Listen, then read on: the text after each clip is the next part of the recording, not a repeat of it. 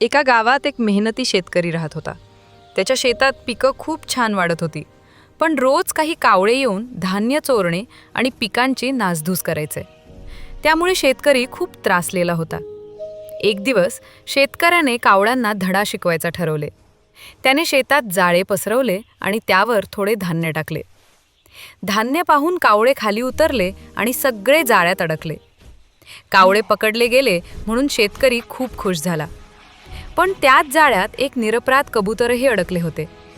शेतकऱ्यानं ते पाहिले आणि म्हणाला, "तू कावळ्यांसोबत का राहिलास? वाईट संगतीत राहिल्यामुळे तुलाही शिक्षा भोगावी लागली."